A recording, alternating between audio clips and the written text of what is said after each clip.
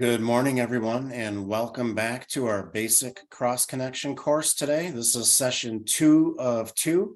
My name is Matt Tomlinson, and before I turn it over to our instructor this morning, I'm just going to go through a few housekeeping slides to help you with your navigating experience. So I want to remind all of our attendees that all lines are muted during the webinar. And we are recording this webinar session. So you will receive a follow-up communication from me, and that will have a copy or a link to the recording, and you can view that at your own pace if you need to rewind and go back and look at some of the content that was presented. Couple of different ways you can interact with our instructors today. You can use the Q&A function located on your Zoom toolbar, and you can submit questions and comments using that option. There's also the option for you to raise your hand, and if you were looking for a clarification on something that's presented, we can unmute your mic and you can ask that question live. Some of you are attending today's session or this course series in order to get continuing education credits. You must be logged in as yourself. You must attend the entire presentation, and you must answer the poll questions that we will be conducting during this webinar. Your participation is documented, and we do get closeout reports so we can see if you do or do not answer the questions. And with that, poll questions are just a way to verify your participation in the webinar. That's the approved process that allows us to be able to offer this virtual training for drinking water operators as well as wastewater operators. So with that, I'm going to turn it over to our instructor this morning, Bob Weir. And Bob is a drinking water engineer out of the Cadillac District Office. So with that, I'm going to stop sharing my screen, Bob. If you want to bring yours up, I'll let you know when we see it.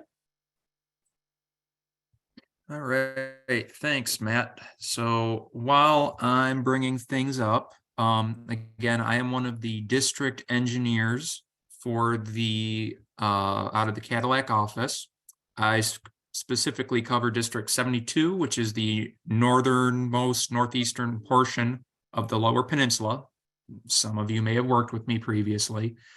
And today I will be leading our two presentations. This first one is going to be on residential cross-connection programs.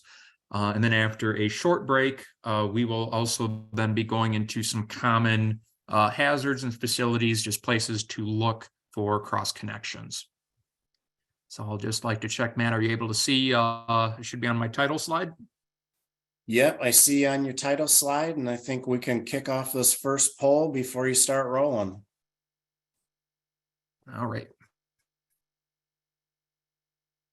All right, so this first poll question, same as yesterday, how many people are viewing this webinar on the device you are logged in with? So we are curious about the metrics to see what the overall numbers are of individuals participating in our virtual courses.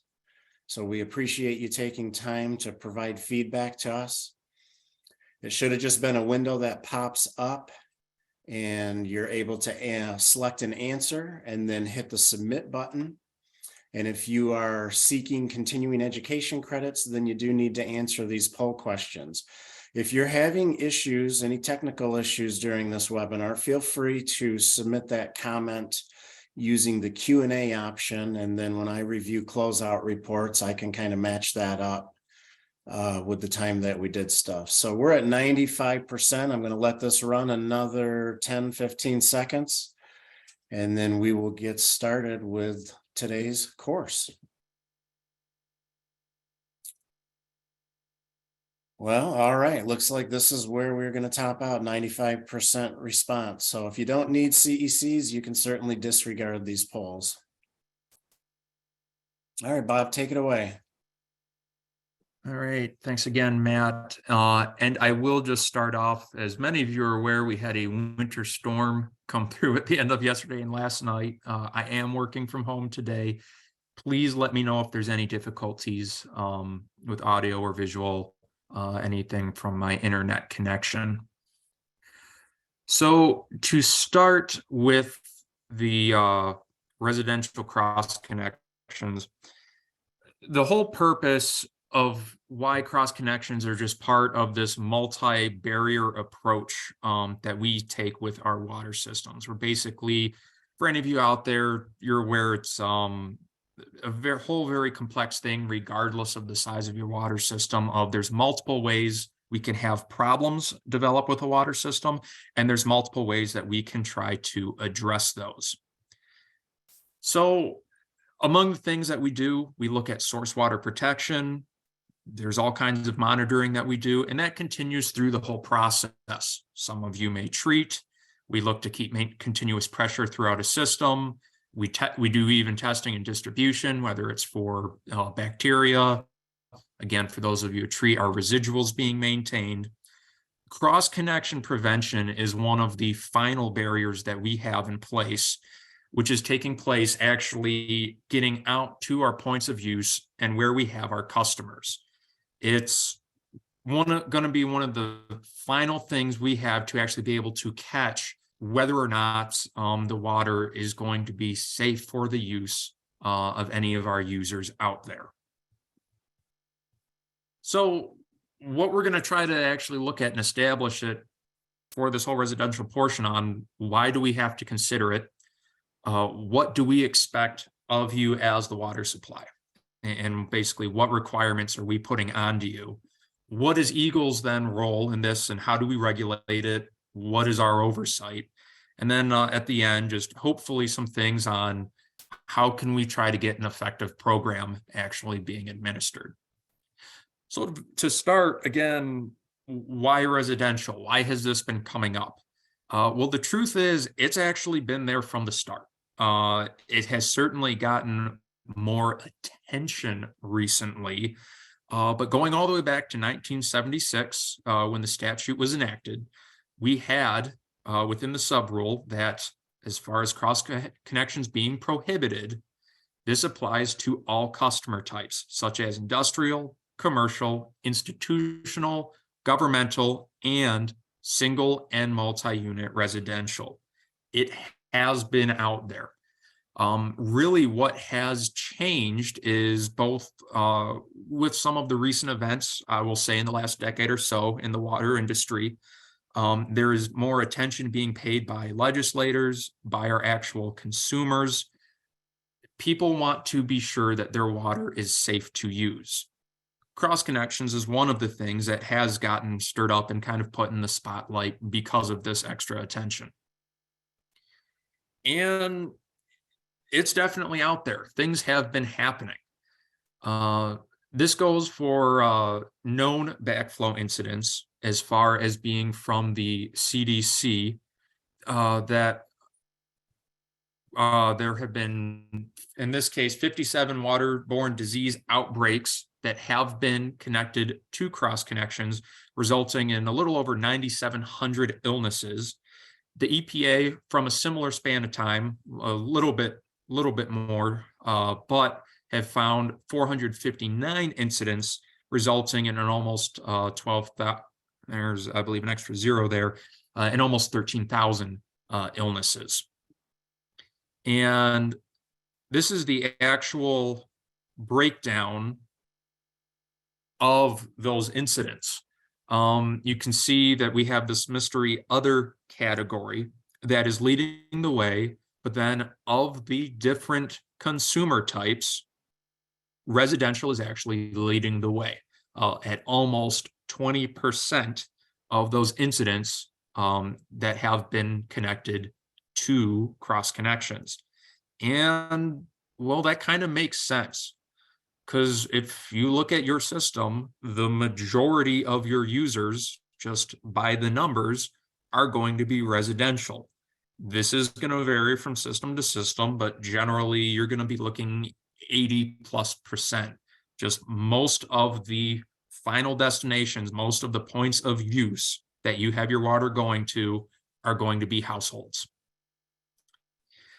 Most backflow incidents are not really going to have a significant impact. They're going to be very brief.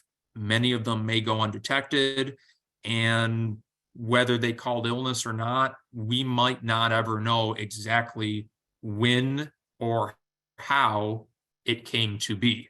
It's just one of the difficulties of trying to track some of this down. But that doesn't mean we shouldn't be making the effort.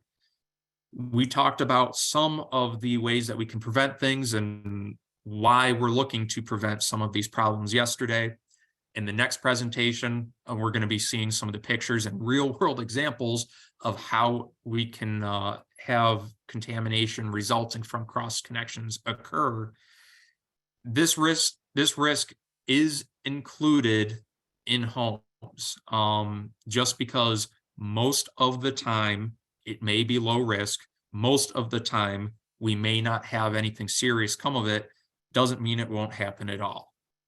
Backflow from residential sites is still a significant problem that will need our attention. One of the big reasons it can be such a problem, there's just less oversight. You're going to know some of who your biggest users are. If they're commercial or industrial, you might have a better working relationship with them. Just by the numbers of there being a whole lot more households, apartments, condominiums, whatever type of residences they are, there's a lot out there, and there is some of that expectation of privacy. We just aren't necessarily as involved with how they're using their water and what some of their plumbing setups can be. And this can lead to some problems, specifically, as you can see on the title in this, unpermitted work. People, sometimes they're trying to get a workaround something, other times it's just an innocent mistake, but things aren't always going to be done the way that we would like them to be done. So examples of some problems leading back to residential. This first example actually comes from within Michigan. Back in 1991, there were parasitic worms that ended up being found in some homes that ended up being attributed to a broken lawn sprinkler system. Basically, what happened is there was an underground sprinkler system that was not working properly. There was a localized enough of a pressure drop that it actually had backflow occur. With that backflow, we actually had some of these parasitic worms called nematodes sucked into the plumbing systems, and they were noticed when one of the homeowners actually went to fill their bathtub for their child. And lo and behold, there were some worms as long as other debris that were in the tub. This just goes to show that even if it's just one or two households impacted, this is an example of that backflow leading to potentially very risky problems.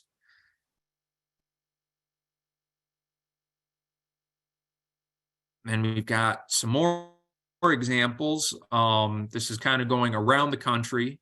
This is from the American Water Works Association. They have a list of some of these incidents that have occurred. We've got at the top there out in Colorado, there was a family awarded almost $1 million in damages after raw sewage was introduced into their drinking water. In Idaho, there was a breakout of coliform that was discovered at a school. And again, going through some of these, we have, again, another faulty irrigation system that led to 13 families getting ill from Giardia.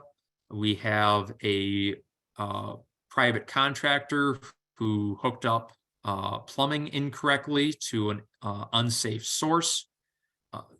Another one from Idaho, 80 residents getting sick over Memorial Day due to contaminated drinking water. And then in South Carolina, again, there was a homeowner who had their story about their water supply becoming contaminated from an irrigation system. Of the 20 case examples that they have in this AWWA manual, 8 of them are attributed to residential problems. That was about 40, that's 40% of the cases that they chose to discuss. Another set of examples, if you're ever looking for some reading material, because we all have just plentiful free time.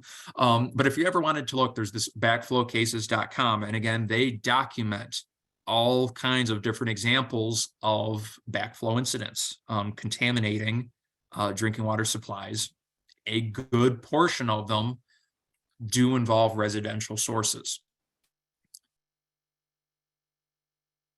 So when it comes to actually trying to address some of these problems, the first thing that we're going to start with is going to be what we're calling a cross-connection plan.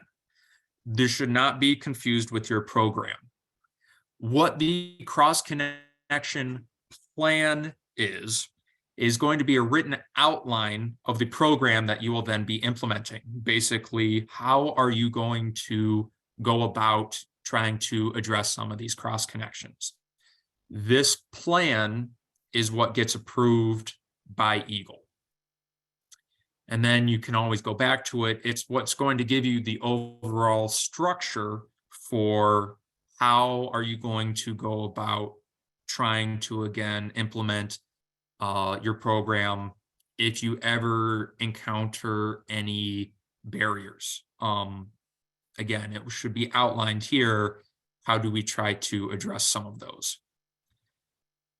The program itself then is going to be the spelling out more of how is this going to be administered? What is the expectations? What are your requirements for inspections? What methods of backflow prevention are you going to accept with your water system? If that includes testing, what are your testing requirements going to be? What level of commitment are you making? Time allowed to comply is going to be looking at then when you find issues, what kind of schedule, how quick of a response do you want to see that things are being fixed? And then the record keeping aspect of it. And we're going to look at each of these parts in a little bit more detail. So for the administration of your cross-connection control program, we have an excerpt. It's basically, again, this is what we're looking for Act 399. What are you going to have to do? You should have a complete description of the method of administering the program, including, and this is one that, we need to make sure, the designation of who, whether it's a single person, single agency, or if you have multiple people, agencies involved, multiple people involved, who are the people that should actually be carrying out your cross-connection program. These can be internal staff. You may contract it out to people. It should be spelled out here. You should also have the authority for implementation of the program. If you recall back from our presentations yesterday, this is typically going to be some kind of ordinance, a bylaw, something of that, but it's what actually gives you the legal right to be implementing your program. By default, we assume that your residential is not going to be administered differently than any of the other customers. If you were going to have any, again, special cases, this is where things should be called out and specifically saying if there's a difference or if there's a unique way that you want to handle things, it should be defined here. You don't want it to just be a spur of the moment, someone, making a call just on the fly. For your inspections, really what you want to spell out is going to be the difference between how you're going to accept external versus internal inspections. This is basically the difference between external, are you just going to do it once around a house, know what you see, versus internal. Usually this is might be limited to just with the basement, but basically you're looking for where's the water actually coming into the house. Are you noting any particular uses of the water that you want to have protection against? And just, again, looking for what are you going to accept? What will these entail? And then the frequency of these inspections. How often do you want to be coming back to properties when it comes to, say, a new development, whether it's a whole neighborhood, single home? How quickly do you expect to get out there to take a look at things? That should all be, again, in writing with your program. You should have inspection forms to cover whether if you are going to have just very brief preliminary visits, like again, your external going once around, if you want more detailed forms to record things. I have also seen water systems that approach, they have an approach where maybe you want to call it a survey, but it's kind of a little postcard or pamphlet kind of thing that they will send out to users. They're actually have the homeowners, the users, fill those out themselves and send them back. They will use that to screen out, okay, where might we need to make some of these internal inspections? Where might we want to have a closer look? All of these, again, should be you'll have documented a master template somewhere. These are the forms that we're willing to accept, or maybe if you don't have a precise template, what information do we want to have recorded from these inspections? When it comes to EGLE, and then through that, the state of Michigan, we do not have a specific frequency at coming to residential sites. Again, we're looking at more so, we want things treated based on low hazard versus high hazard, and the system deciding what is the appropriate frequency to be there. But if you were to call out your, again, specifics on these customers, we want to be getting out this often, that should be accompanying the, again, your instructions basically for how do you want inspections to be done. With your methods of prevention, we got to see some of these, well, actually just about all of them when it comes to the presentation we made yesterday.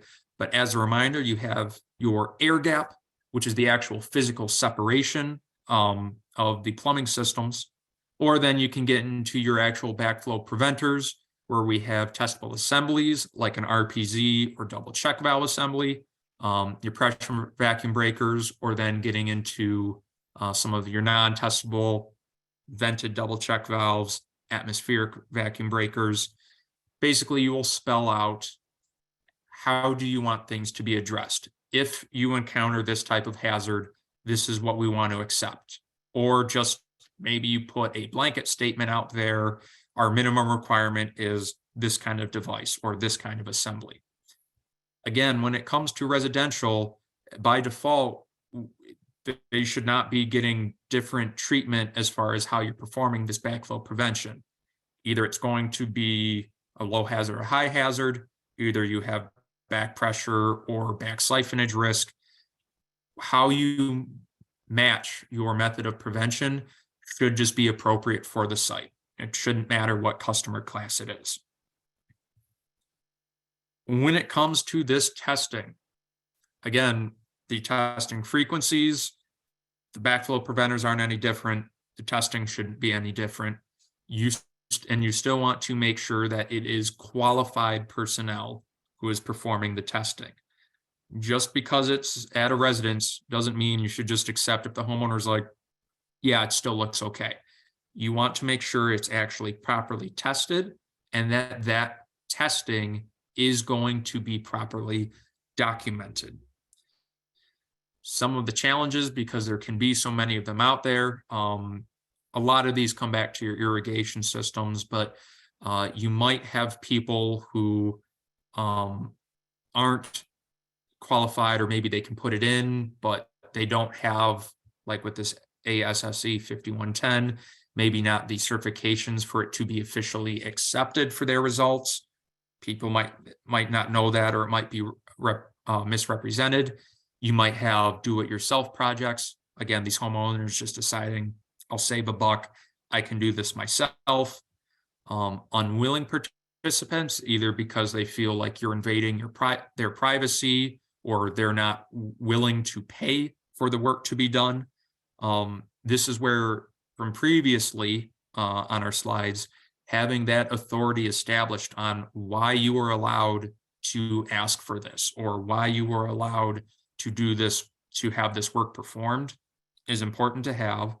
And then something I've personally seen, for some of us, depending on these devices and assemblies, winterization does matter. When some of them are external, I know I've actually been to some of my own water systems.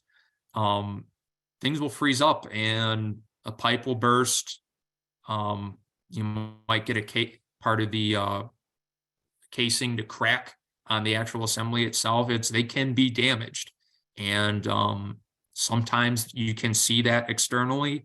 Sometimes it might just be the internal mechanisms. A spring gets damaged, something gets bent out of place. That's why testing, for those that you can't see, testing will catch that for you. The compliance and enforcement aspect then of the program is going to help address some of those unwilling participants, as well as then just really any areas where you find where action needs to be taken. In a perfect world, everyone would be cooperative, stuff would be getting taken care of right away, but that doesn't always happen, as I'm sure all of you are aware. When it comes to these unwilling participants, there's some people, again, it might be a financial issue. They might just philosophically not agree that you have the right to come in and task them with getting these things corrected. In other cases, it might be like supply chain issues. But when it comes to your compliance and enforcement section, it should be written in detail. Again, you want to make sure that that ordinance, bylaw, whatever your authority is, maybe just keep a copy of it right here. If you don't have that, at least call out, say exactly where you can find this document if you need to lean back on it. And basically, it's going to help address, again, your timelines, what is appropriate corrective action, how you're going to accept proof of something being handled, whether it's a follow-up visit, if you're going to accept, say, just a photo or receipt from the customers. And then for more so on the enforcement side, when things aren't being done either to the level of quality that you have required or with the timing that you required, how do you respond to that? Are you going to give them a chance of, say, send a reminder letter or two first? Are you going to potentially impose fines or some kind of fees onto those customers? Might you even take it as far as a shutoff? And these are things that are going to depend possibly on what level of risk is being presented. But what shouldn't be lost in all of this is that, again, just because it's at a private residence does not mean that the problem is not a public health risk. Going back to those examples we saw, it is very easy and does happen where just because a problem originating in a private home can impact a community at large. Maybe it's just their neighborhood, their immediate neighbors, maybe it's the entire block, maybe it even goes beyond that, but they aren't just posing a risk to themselves, and that is why we are involved. And then for your record keeping, there are challenges, again, being posed by the high number of accounts that you will have to be tracking this with.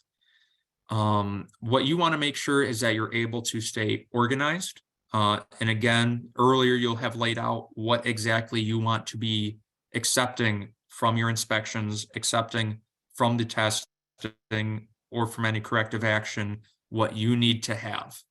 You may want to consider going digital. If you have the space, you can still use physical files.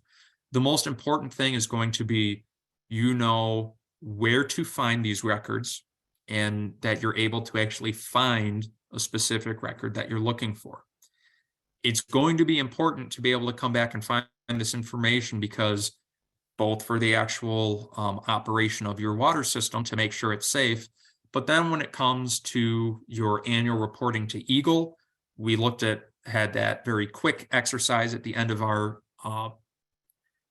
presentation yesterday, as well as then planning for your future program needs. What more testing is going to be coming up? What inspections are you going to have to try to schedule? All of that, you want to make sure that you have this information readily available.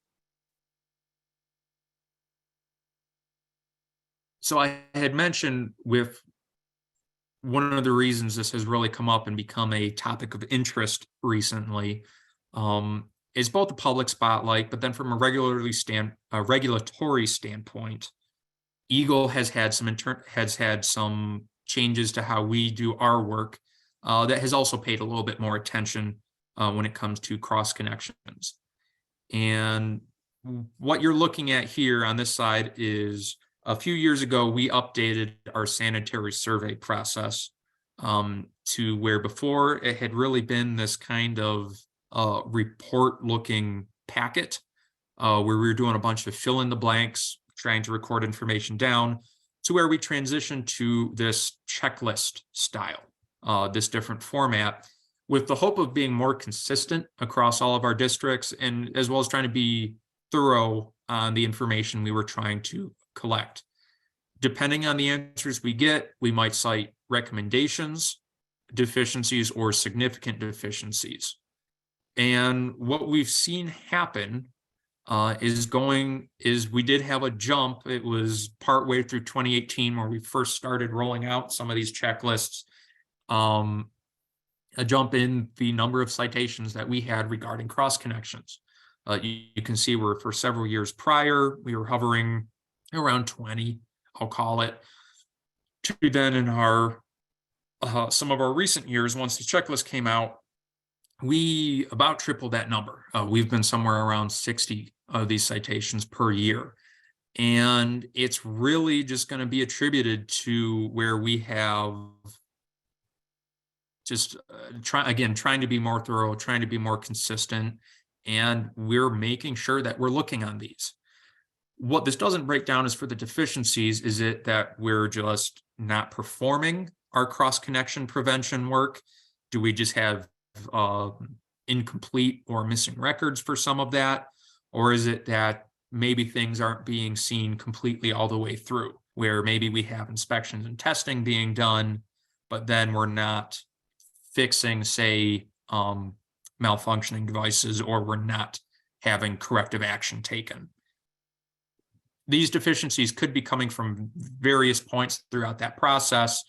This is just the lump sum total that there are issues we're looking to get corrected.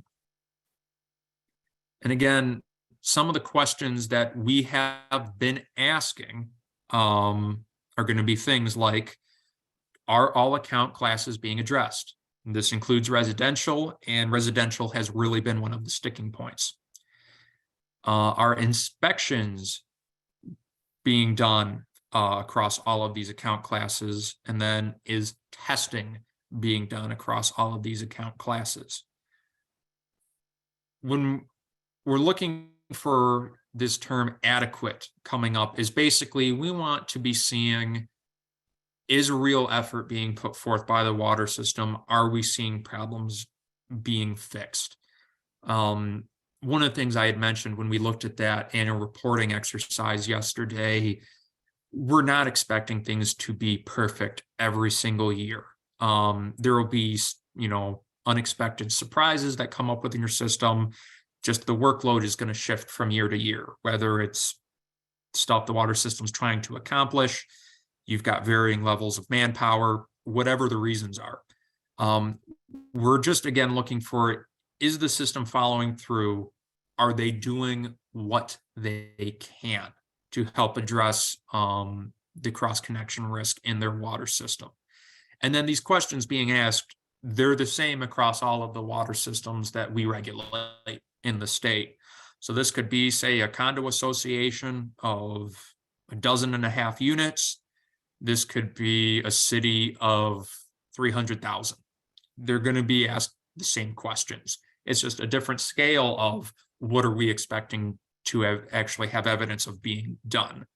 but it's the same general responsibilities of, are you taking care of these different parts of the program? So then just a reminder of what we have with backflow. We went over all of this yesterday, but again, it's just when we have this, in this case, a picture of our house, an example of water of basically an unknown quality, or something where we can have a contaminant or pollutant introduced coming back to our public water system. It's not the normal circumstance of we're delivering water to our customer. Instead, this customer, this point of use, is sending water back to us. And again, there can be health risks posed by it.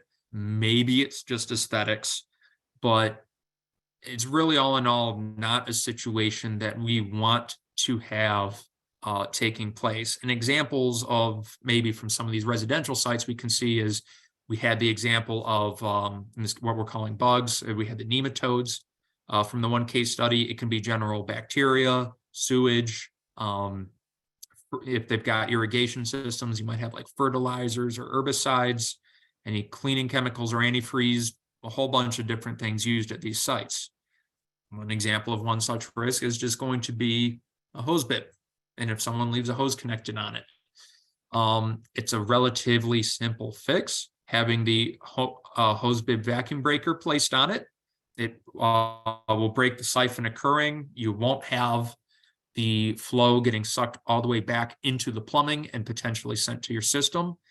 But if you find this, that still counts as a cross connection that you found. And if this vacuum breaker is placed on it, you fixed it. It still counts towards your tally. We're protecting the water system. One of the things to consider for some of the places where they've got the vacuum breaker is it's not, sometimes it's not just as simple as I put something on it, there, it's over with. You want to make sure, do you have a potential freezing concern that could damage that vacuum breaker? Are we going to have tampering concerns? Sometimes you might come back to a place and you might find where that vacuum breaker that was put on there might now have been removed. We might also have things downstream, like a valve or sometimes these nozzles that you can put on to help put down fertilizer or some of these other chemicals. These have another valve that can then put pressure going back on that vacuum breaker, which, depending on the style, might actually prevent it from functioning properly now. So those are all things that are going to have to be looked at. Another common residential risk is going to be lawn irrigation. So again, here we see a pressure vacuum breaker installed. This is typically how we want to see it being installed, but just like anything else, we want to make sure, is this being tested? Was it even installed properly in the first place? And again, some of those things we had discussed, this should always be vertical. We want to make sure it's got at least that 12-inch above the highest point of use out in the irrigation system. So say if it's a really large irrigation system, if they have it going up any kind of hill, or some people will do like those, tiers, or maybe a decorative wall that they have something going up, that all has to be considered in, will this pressure vacuum breaker be able to function properly? And then these are one of the ones that often have winterizing considerations, where I've seen it, they're left over the winter, maybe they weren't drained, and if they freeze up, some of the pipe might get damaged, valves might get damaged, or the spring itself might get locked up or might get knocked loose. All of these are things that can lead it to where it is no longer functioning properly and is not protecting your water system. You might also see various kind of sinks, both in the household, maybe some of these, work tubs or utility sinks. These are all ones kind of similar to the hose bibs, where we want to make sure on either an air gap, or then if they do have a vacuum breaker put on it, is able to function properly. You don't know what they might have been using some of these sinks for. So again, we want to make sure either with with the flood rim and air gap, is that being maintained properly? Or for some styles, there will be a vacuum breaker right on the sink. One of the things you really want to double check on is for these ones that have a extendable hose or a sprayer, or where other people have maybe added an attachment onto it, is that going to change how the protection that was in place is functioning? For example, one of these extendable faucets, if they leave it extended and it's now down in the sink, well, now if there was an air gap in place, that's not going to function for you anymore. Scott had also spent a little bit of time yesterday talking about with toilets. We're not necessarily saying that you have to check every single toilet in your community, but it is one thing to keep in mind, particularly with maybe older homes that might have older toilets in. Just over time, if the settings on these have been changed, so you're not getting the separation you're supposed to have, or maybe it didn't have one of these anti-siphon devices in it. This is just stuff to think about when you're going about having inspections done, or when you're asking homeowners, just, what potentially they might be in the house. And some of the other general risks we won't focus on with this presentation is you might have in-home treatment taking place, often in the shape of softeners. Other places might have additional filters or things there. There's water-assisted sump pumps. They might have a boiler within the property, pools or jacuzzis, as well as then some household appliances. There is overlap within the Act 399 administrative rules and the that recognizes the Michigan Plumbing Code, and basically that, again, the requirements from that plumbing code needs to be met too. So that's potentially another resource, another tool that you can make use of if you're trying to get things fixed, or you have people objecting to it, where it's now not just us coming from the Safe Drinking Water Act and not just the cross connection program that you have developed for your water system, but also this plumbing code that is saying this is how things need to be done, or that they can't, or that you can't have certain things on the potable water. So just to be aware of that is out there. And in general, in addition to, we've got the plumbing code, again, we've got the Safe Drinking Water Act. It's part 14 that is specific to cross connections. You'll have from the EPA has their cross connection manual, the American Water Works Association, they have a cross connection manual. We have our own rules manual, which is very much due for an update. We're aware of that, and it's one of the things on our schedule, but that you can make use of. ASSE has their guidelines. All of these are going to have more information for you to make use of. I know at least with our rules manual, it has some templates and stuff included of it that you might be able to make use of, or examples of different things that you might see. These are all things out there that you can either use to help both develop your cross connection program from the start, as well as then as you're actually trying to use your program, you're actually out there doing the work. Again, this is all information you can make use of. There's other things to consider if you want to look at them as kind of partners in cross connection and backflow interest and protection. Obviously, both because they can prevent a risk, but then also we can head things off with them if we do things properly and are coordinated. You've got fire suppression, irrigation, and then really these kind of chemical dispensing cleaning industries. If done improperly, yes, they can be problems for your system. If we can get everything right from the start, we don't have to worry necessarily about that same level of risk, or we can feel more comfortable and more confident that we are addressing things before they ever become a problem. And then some of the common vendors that we'll see as far as these backflow preventers, some of the other cross connection prevention services, you have Watts, Febco, Zern, Apollo. I know there's probably quite a few more out there. Just like you can purchase products from them, you might be able to just ask them a quick, like, hey, we've encountered this. How are we supposed to fix this? How are we supposed to address this? Again, these are all people, we all are in the interest of trying to protect our water quality and make sure that the drinking water is safe. And that's really, if you want, we're using the word sales pitch, if that's how you want to view it, but that's really the angle we want to take when it's coming to try to address some of these problems, is that this really is, it's to protect people's health, both the actual customer at the property, we're seeing a problem. You're also trying to protect their neighbors.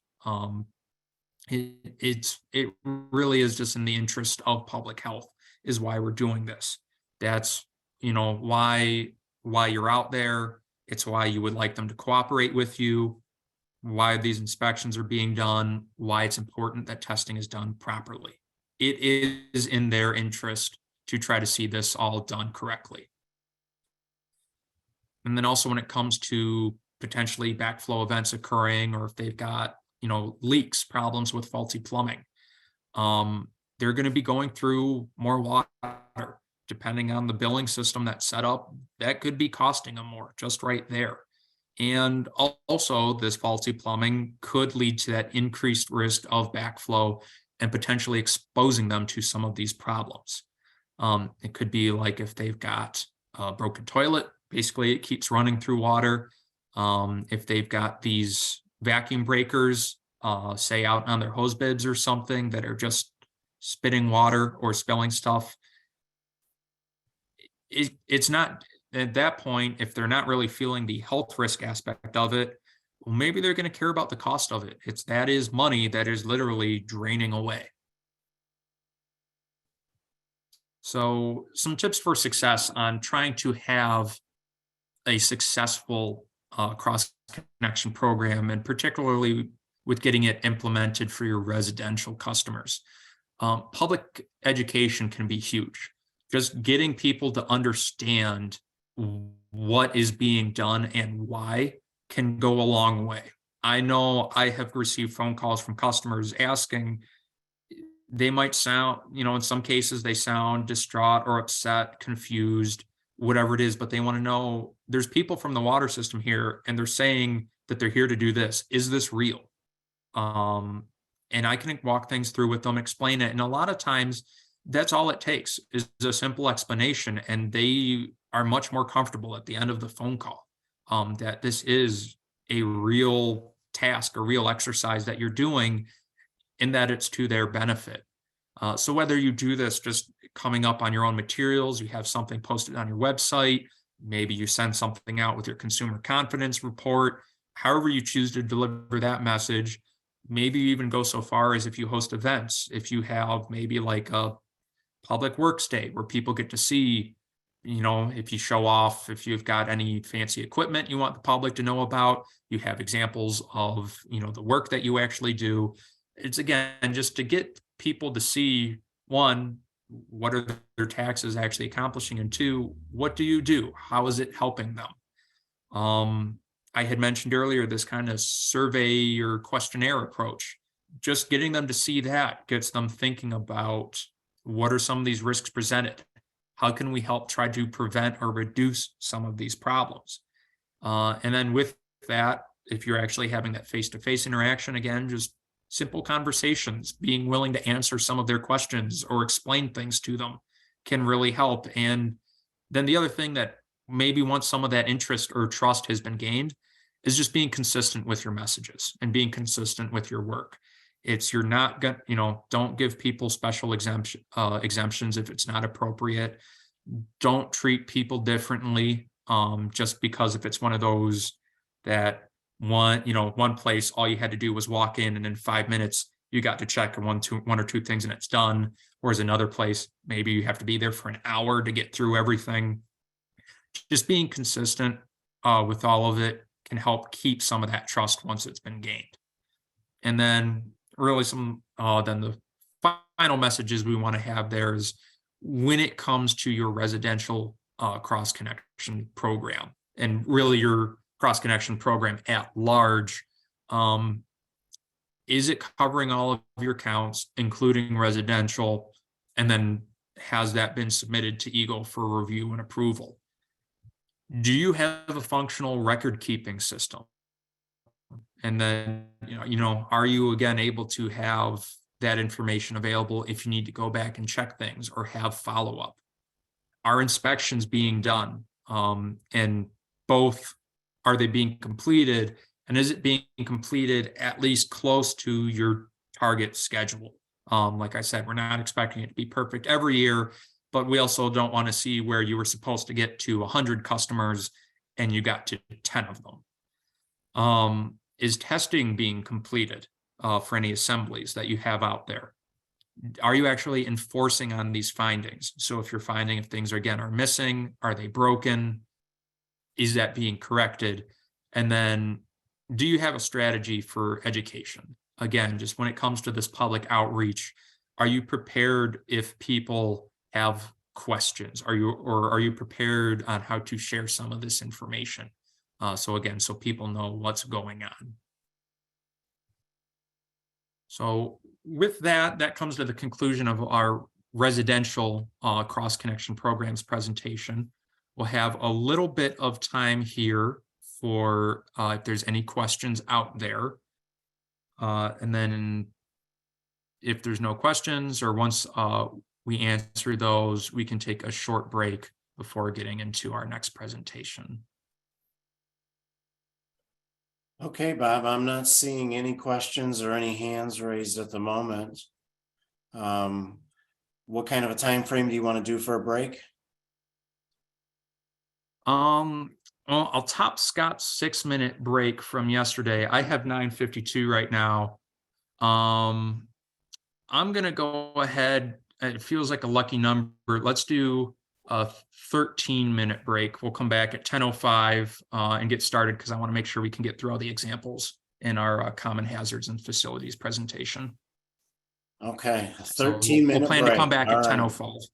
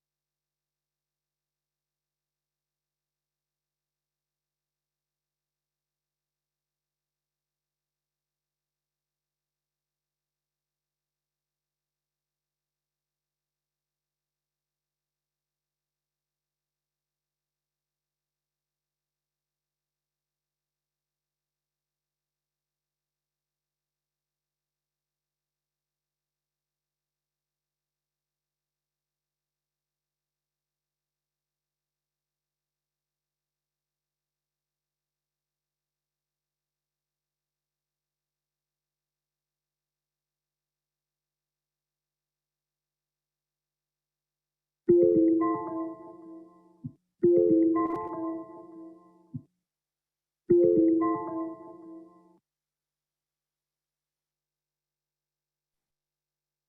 right, Bob, we are back. I'm going to stop sharing my screen and we'll let you get yours brought up, and then we'll run that next poll question. All right, that sounds good.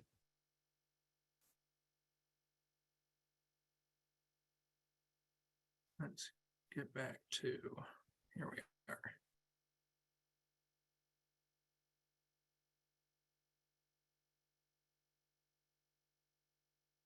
All right, we see you ready to go. Yep, so if you want to get that second poll question, we'll keep things rolling. All right, so you should see on your screen right now, would you recommend this course? So we are offering a lot of courses in a virtual format, and we are always interested in your feedback. Do you like the virtual option that EGLE is providing? And so we appreciate you taking a moment to answer this question.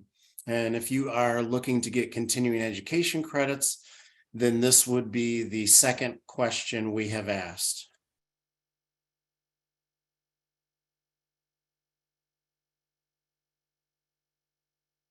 So 87%, I'll let this run a little bit longer.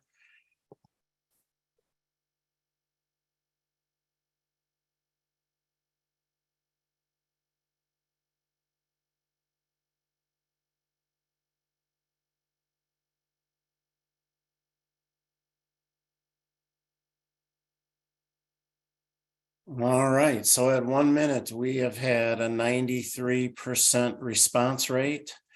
So what I'm going to do is end this poll, and then we'll turn it over to you, Bob. And Bob, just to give you the numbers on this, we've got 120 people that like this format and 2 people that don't.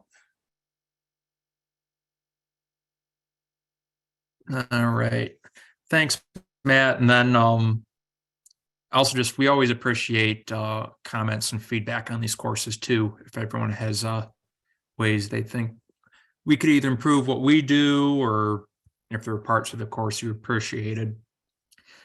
For this last presentation, we have as our basic cross connections seminar. We're going to be focusing on what are some common hazards and facilities to inspect. There's quite a few slides with this presentation. I will do my best to keep us on time, try to make sure there is an opportunity for questions at the end. The good news is this presentation is almost entirely some photos and real world examples. So I hope these are very practical and beneficial for all of you, as far as what might you actually be seeing if you get out there to do some of this cross connection work. So the very first thing we're going to be talking about is chemical dispensers. We had touched on these a little bit yesterday, and we wanted to give these really their whole own little group in this presentation, because there's a lot of these out there and you can see them in a lot of different places. So in this case, and you'll see them in the next several slides, but the chemical dispenser is this kind of tan looking box. It's got all the different colored stickers sitting up above the sink here.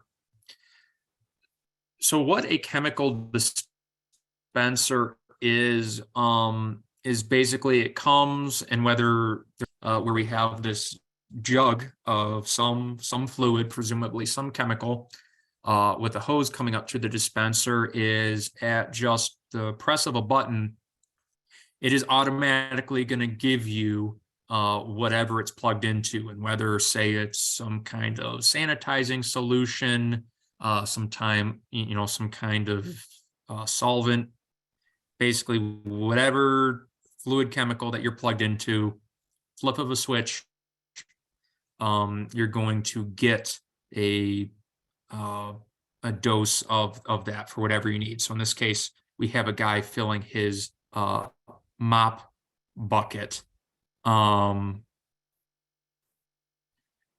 There's a bunch of different kinds of dispensers out there, a few different brands, and a lot of times these are things that are going to be installed after most of the construction's done, and really after we might have people on site. So these are really things that need to be looked at when we have again, this cross-connection personnel coming back to the properties. There are two types of approved dispensers when it comes to backflow prevention.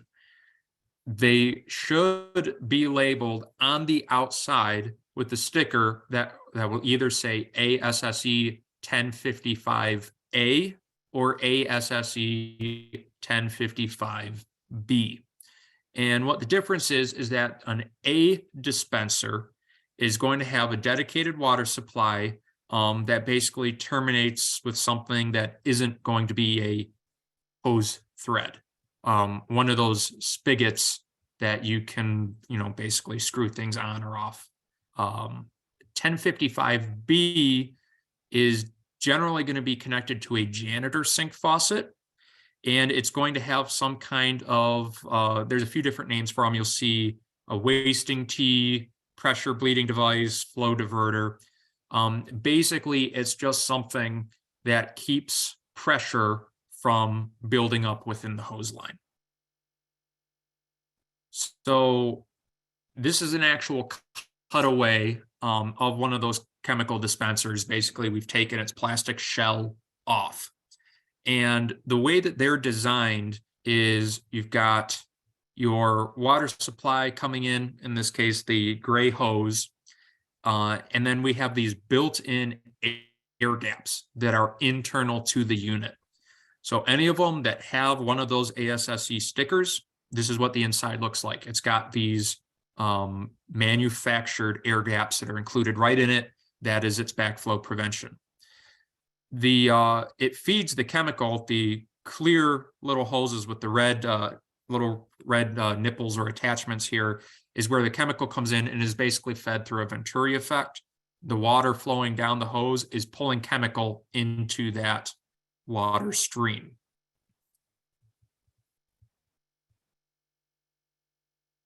So this is an example of an actual, if you want to think like a janitor's closet or something like that, where we have the dispenser is from this one black hose that's coming down and connected to the faucet. So it's sitting up above where we have our sink here. And in this case, we're calling it a sidekick valve, but it's what we've got this hose screwed into on the side. And then you see there's still this kind of plastic attachment sticking down below it. That's what's basically going to allow this to discharge water without building pressure back up the hose line. And actually, this sink itself has an atmospheric vacuum breaker included on it. So we've actually should have a certified chemical dispenser up above it. We have an atmospheric vacuum breaker here. There is one problem with the setup. If anyone caught it, or you're reading the labels on this picture, is if you look, there are actually two hose bibs. The one's kind of blocked by the larger faucet, but then if you look to the left, you see one, it's got a red handle on it, that are installed upstream of the atmospheric vacuum breaker. Well, that's a problem, because now for those specific hose bibs and wherever we have those hoses going, I have now basically bypassed our backflow prevention. So in this case, the chemical dispenser setup is correct, but those hose bibs are not in the right place with regards to that vacuum breaker. So this is another one of those chemical dispensers, again, being cut away, just showing you that in general, they might look a little different when you open them up, but their setups are very similar. Again, we have an approved built-in air gap that is part of the dispenser. And then actually on the left side of this slide, then there's a picture of, again, you shouldn't have to open these up when you're checking them. If they're an approved device, they should have some kind of sticker or stamp right on their side. So at a glance, you should be able to take a look at these and have an idea, is this good or not? Is it acceptable? If it's missing that marking, you may need to open it up then to check, does it have these air gaps? Does everything look like it's set up? But most of the time, it will not be that complicated. So again, on those type B devices, we talked about it had this pressure bleeding device that's required to be installed with it. This is an example of one of those devices. And the reason for that, that this is necessary is because when this is attached to the faucet, if you recall this picture that we had here, it has this atmospheric vacuum breaker on it. Normally, this cannot have a valve downstream of it. So you need this bleed through device to prevent that, basically to avoid having that problem of a valve that is shutting things off and creating that back pressure. So again, you'd have your chemical dispenser hose would be coming in on the side here, and then this bleed through is for the benefit of the vacuum breaker. So again, that's what we're actually seeing here is one of these wasting tees that has been installed on one of these faucets. And now in this case, we actually have a splitter with two different hoses coming in. But again, this wasting tee is protecting the vacuum breaker that's installed with the faucet. So we've gotten examples of, again, some more chemical dispensers here. This one is actually in a kitchen at a fast food restaurant. So again, these are all over the place. In this case, we're looking at a hose that is connected into the sink here.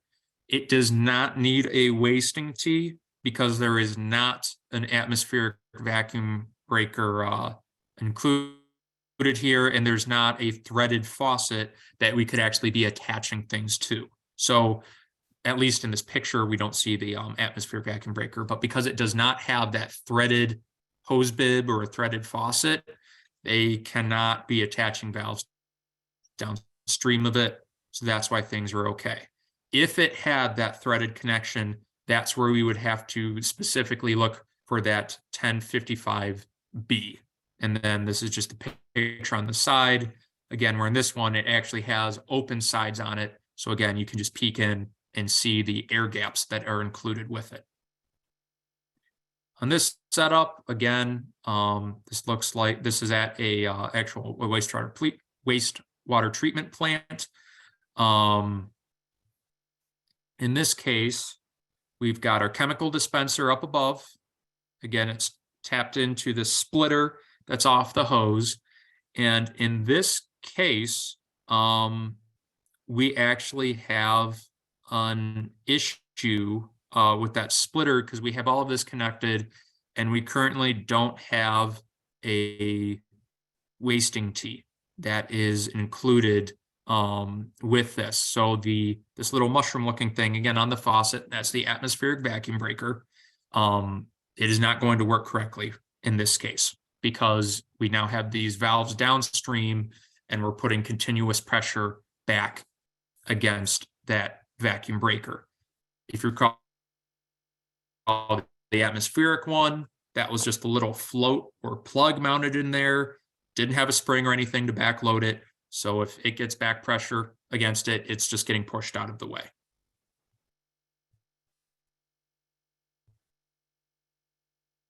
So one of the next things, and you might encounter these, some of your other businesses out there, some of your various customers, this is something that might be seen at residences, but you'll see a water powered or a water assisted sump pump. Where basically what normally happens is that the sump pump will operate on its own, but if you lose power, and the sump starts to fill up, it is actually able to use potable water then to flow through this little loop. We have an arrow pointing out a Venturi discharge. Just like the chemical dispensers, it basically uses that flow of your potable water to create that Venturi effect, to create some suction, to now start pulling things and get your sump pump operating. Because it has that potential interaction between the pump's discharge and now your potable water supply, you want to have a backflow preventer on this, so you aren't taking from whatever is in that sump accidentally being put back into your potable water. So most of the time, a sump like this is going to be considered a high hazard risk, just because we don't have control over what might be draining to or collecting in that sump. So this is another example showing with, on the left, we kind of have that cutaway side view of generally how this sump is going to function. And then on the right is the actual crock down in the sump. Just so, again, you get a picture of how these are going to look generally. And so really it's when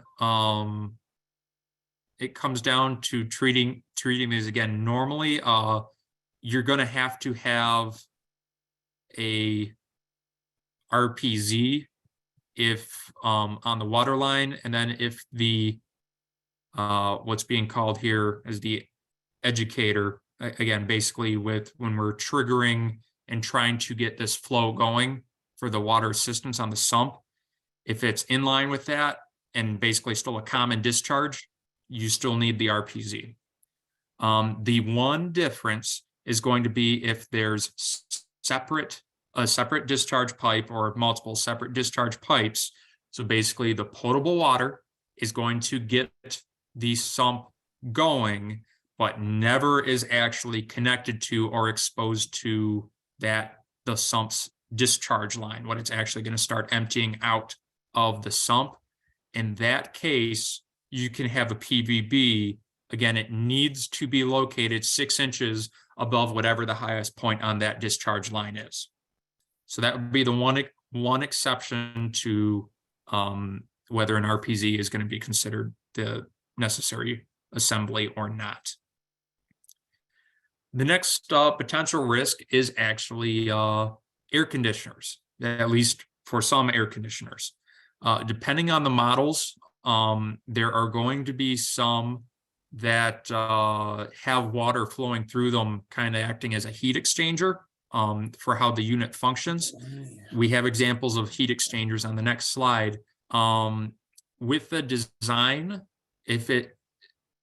the protection between your actual flow of water, and then again with this heat exchanger, it's okay if it's only a single wall protection, as long as there is non-toxic transfer fluid or you have a high hazard backflow preventer in place. Some of these units might have a double wall protection that includes leak detection to let them know if that interior wall has failed. That is also acceptable. Anything that is using these exchangers, so like your air conditioners, cooling towers, drinking fountains, ice machines, water-cooled engines, things like that, these are all possible risks for this heat exchanger setup. And again, just then to have an example of, on the left is obviously a picture of an actual heat exchanger. On the right is showing how the internal mechanics of these look. Basically, what's happening is you have, for the example of this diagram, this plate collector, where basically is going to be collecting heat. We've got antifreeze fluid in a collector loop only, but then you can see how this pipe for that antifreeze, how it's going in, it has this coil inside of a water heater. And in this case, they have it double walled, so we can live with that. If it was single walled, we would need to make sure that we have a backflow preventer for this water heater, because there would be a risk of this antifreeze fluid getting into your potable water supply. The picture on the left is actually from an ice maker, and this one is actually using an air gap, and then they have this plate to help hold the potable water line, filling this up in place, so that if this were to, for some reason, overfill, it's going to spill out of this basin and make a mess. It won't actually get back into the plumbing. The next item we have to discuss is aspirators, which is basically these cones looking on each of these spigots. These are at risk of back siphonage. And with the aspirators, the most common way that you might see these is going to be like with these little cones, these attachments. But actually, there's this weed be gone. That's another thing. It's an aspirator. If this was left on the end of a hose, this is presenting a backflow risk. Whatever is being contained within that jug could get pulled back from back siphonage. With these left on I'm assuming this is over some kind of sink, any attachments, if they had hoses or plugged into something else, whether it was down into the sink, if they had buckets or maybe bottles of something, again, from back siphonage, it could get pulled back up through these connections into the water supply. So wherever these are present, you should have some means of backflow prevention so that back siphonage is not pulling things back up through these aspirators.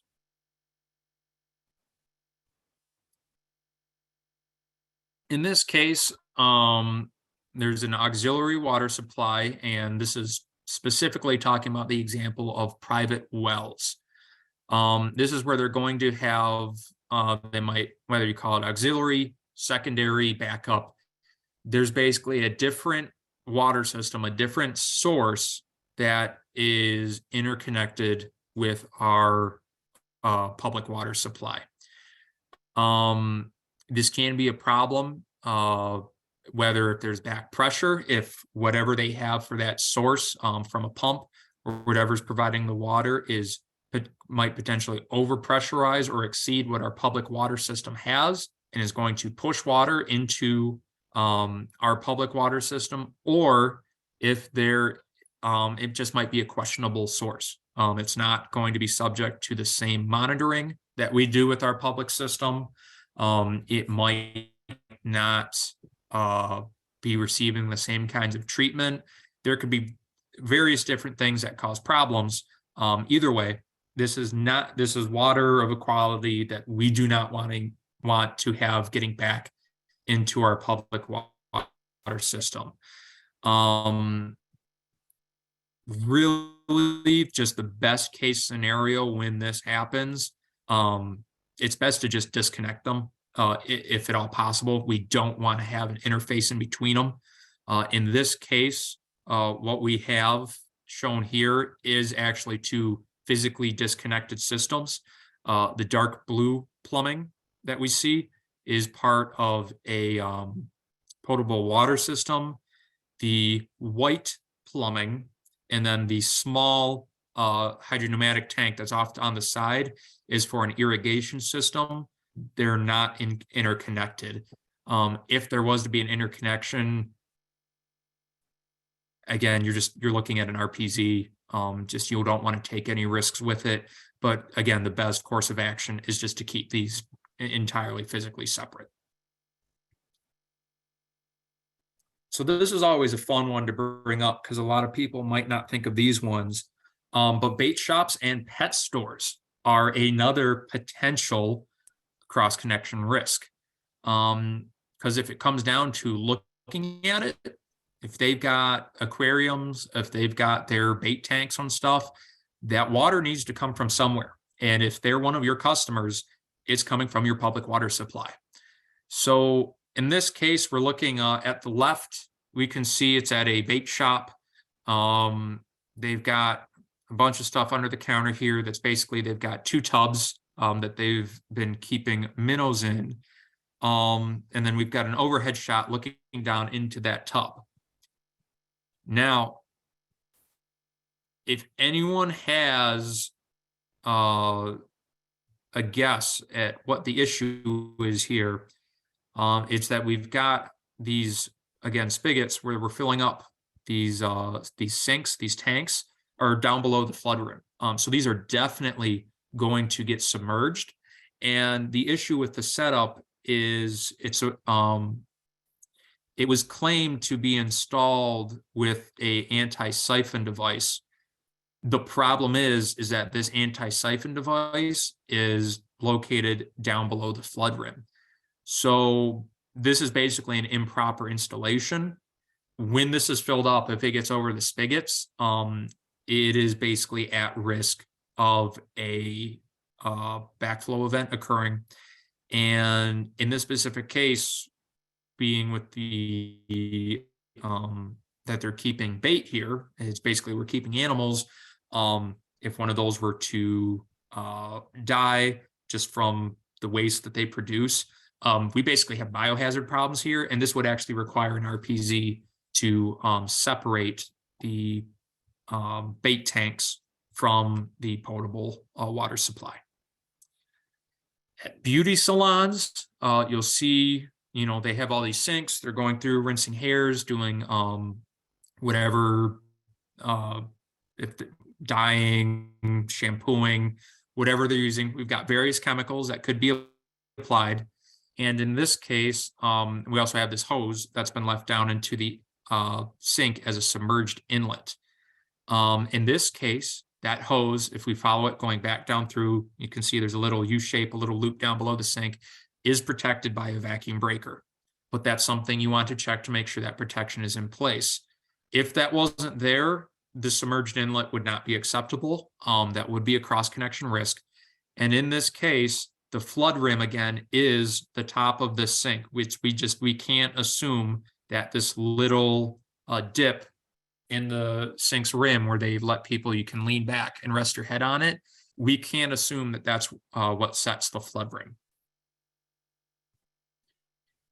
Boilers were one of the problems, or one of the potential sources of cross-connection issues that we had mentioned in our presentations yesterday.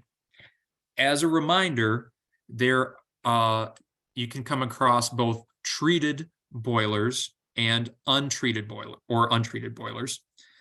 When it's treated, it does require an RPZ. We're facing potential for back pressure to be occurring when we've had this chemical being added to it. We don't want to take any chances. Untreated is going to have to either be a double check valve assembly or the RPZ. Again, just because now maybe we don't have that same chemical risk, but we are still facing the potential for back pressure.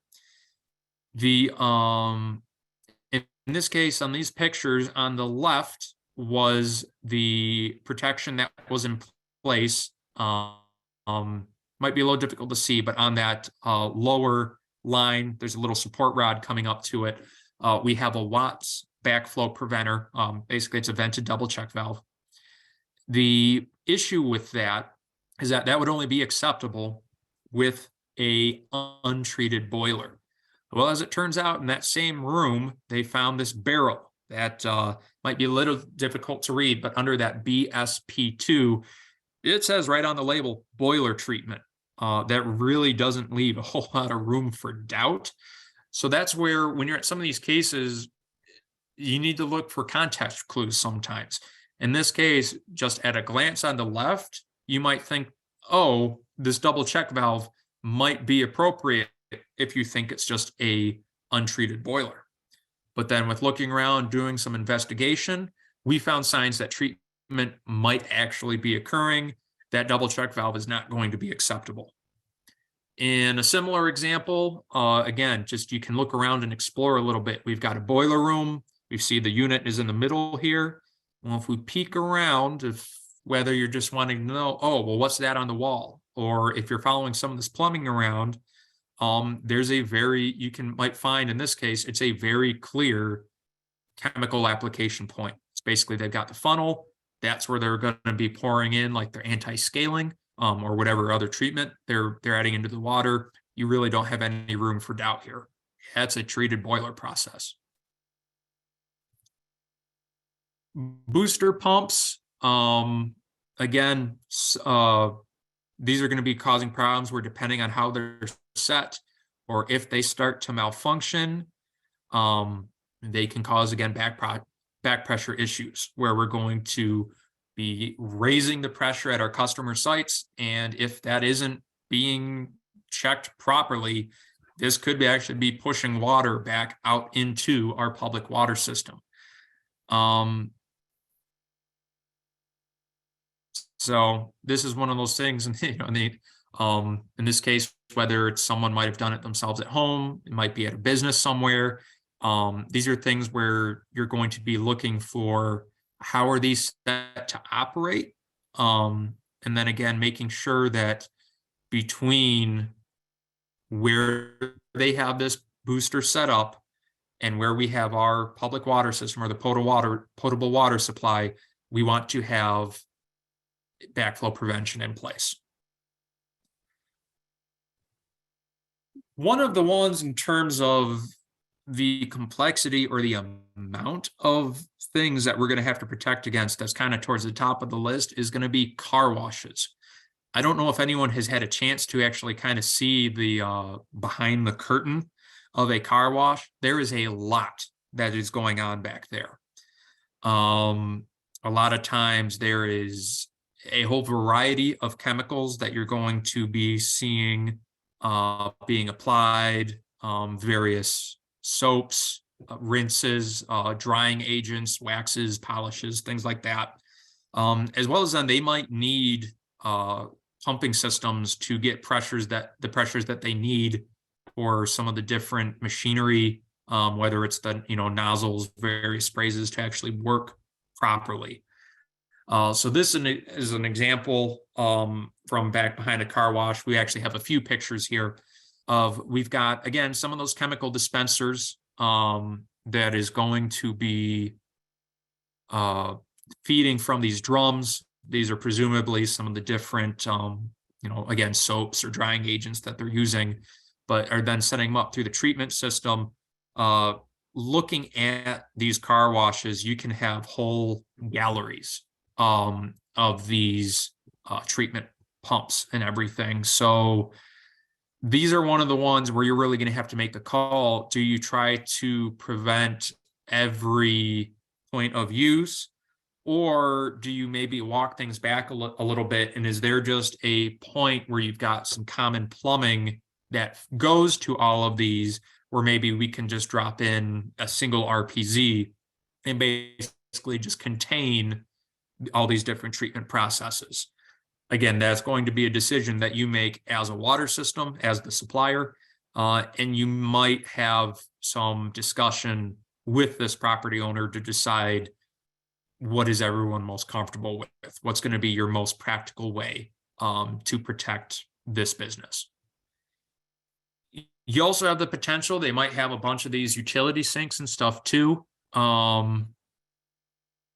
In this case, you want to make sure that we don't have an issue with submerged inlets. Do you need to have vacuum breakers in place? Are air gaps being maintained with flood rims?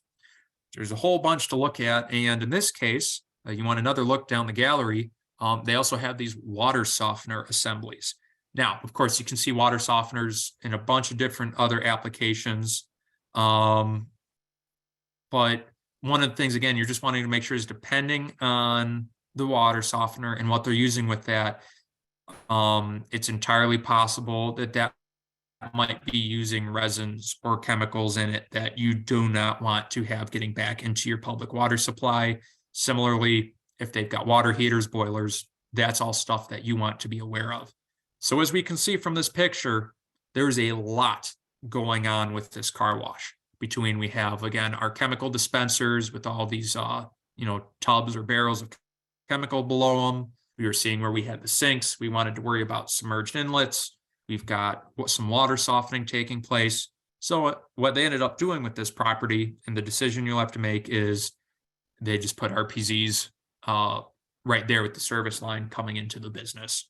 So, there are considerations to take in terms of what is going to be most appropriate with this customer. Sometimes one single action is not going to be the single best, or if you want to consider it, the right action to take for all of your customers. There's some that are going to be very simple, some that are going to be very complex. It's up to us as the water system operators, as the people performing backflow prevention, to make the decisions on where are different measures appropriate. Another thing you'll see, this is usually going to be at different restaurants, things like that, is for your carbonated beverage dispensers. Basically, that's the fancy name. You go up to your pop machines, put your cup up under it, and it shoots out whatever you've chosen to fill the cup. Within it, the way it works is it's going to mix water from your water supply. It has the flavored syrups in it, and then carbon dioxide to get that carbonation. Carbon dioxide can be a problem on its own, and that's where basically it will start to corrode copper. And for any of you who are familiar with our lead and copper rules, you do not want to have big excesses of copper potentially getting back into your water system. So these dispensers do need to be protected against. That being said, a lot of these do have, at least more modern ones, do have integrated devices that are built right in as part of their assembly. So this is a diagram of basically spelling out how it's done. You've got your water supply coming in, has an internal filter, puts it through a pump. At that point, it puts it through a backflow preventer, where then you actually then get into your carbonator, and then it sends stuff down for beverage dispensing.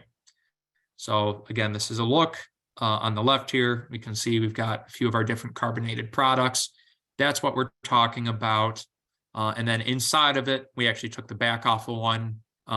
This is a ASSE 1022 being required in this case when they looked closer. And this is why you do need to pay attention to what labels are on it. Sometimes you have to take a closer look. This was actually a 1032, which was basically a predecessor. It used to be acceptable, was not acceptable anymore. So that's, you do need to pay attention to with some of the labels and what the machine is put with. So with these carbonated beverage dispensers, you want to see an ASSE 1022 approved device. It's a backflow preventer. It's made so that it's non-corrosive, that will protect your system against these carbonated dispensers. And then on this next page, we have an example of some of these kind of internalized units. So again, it's a ASSE 1012 on the top, and then a 1022 on the bottom. The biggest difference between these, and what makes a difference in how they're being used, is that the top one, the 1012, you can obviously tell it's metallic, whether this is brass or whatever it's made of, that can be corroded, and that would not function properly with these dispensers. The 1022, whether it's we've got some stainless, it's plastics, it's made so that it is not corrodable. We're trying to protect it against some of this stuff, so that'll make sure it doesn't just wear away over the time and potentially malfunction. So again, some of our other beverage dispensers, things like coffee makers, things like that. The 2006 plumbing code update required, again, that it has that 1022 double check valve assembly. It was not called out in previous versions of the plumbing code. So we've got this final note here, depending on when it was installed, it may or may not need to have this assembly included within it.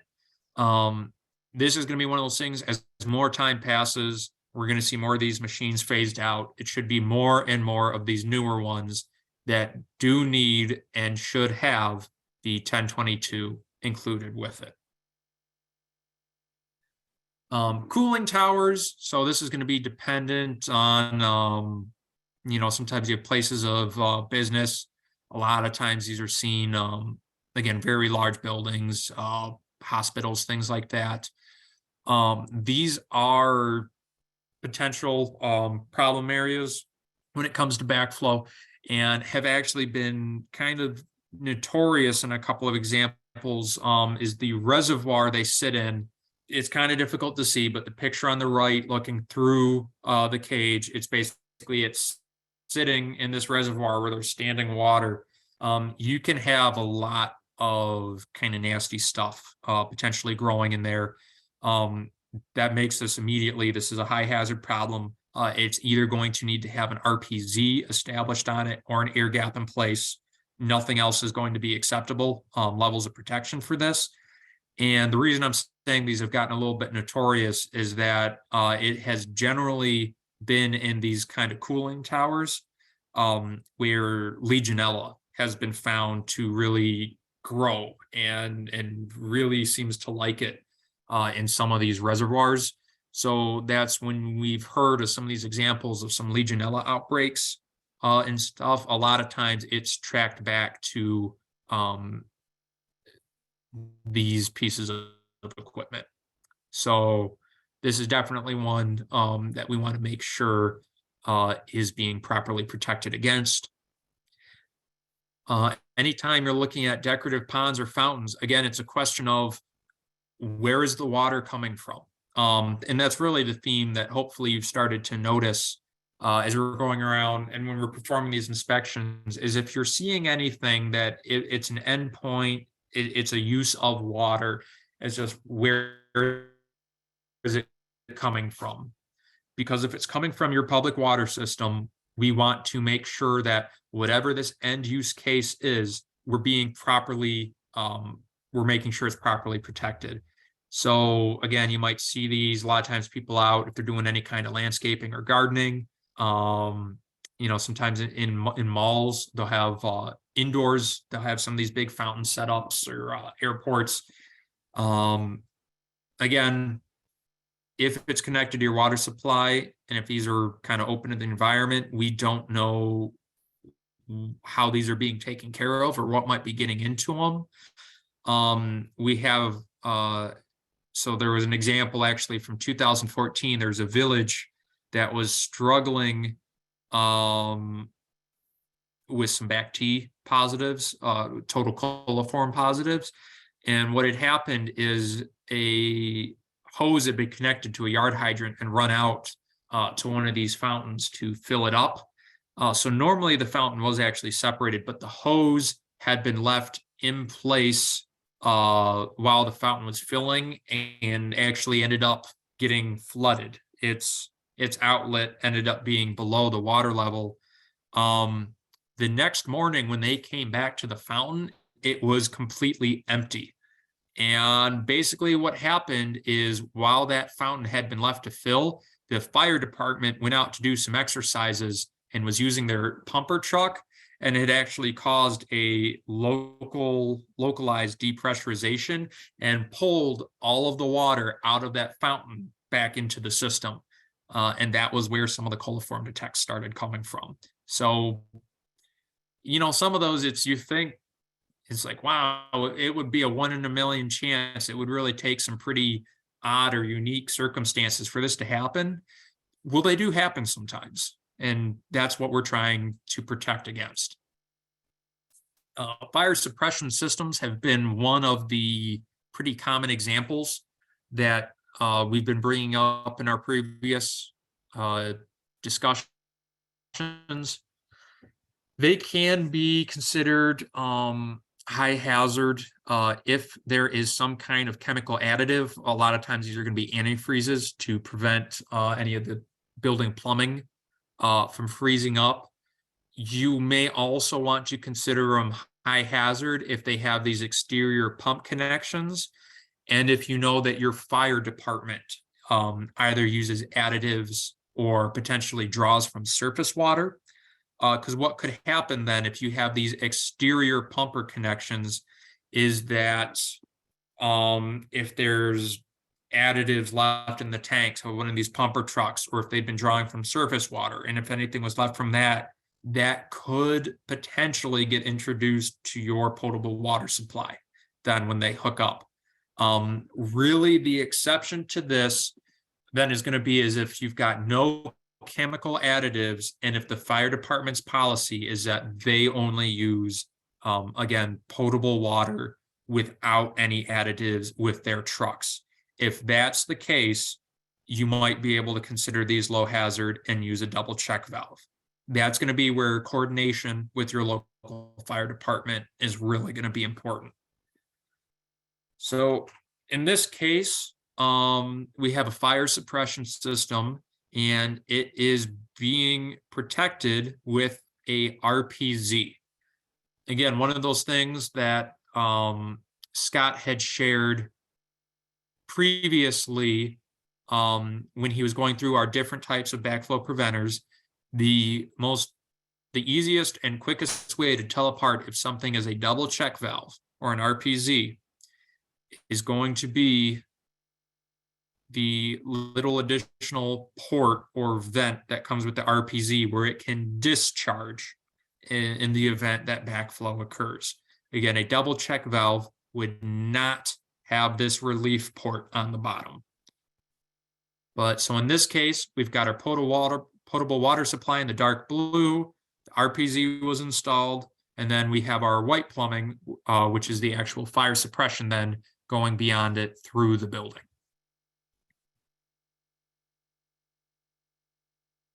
So from that picture, though, there was one issue that we found with the RPZ setup, and it's what we've got centered in this picture right here.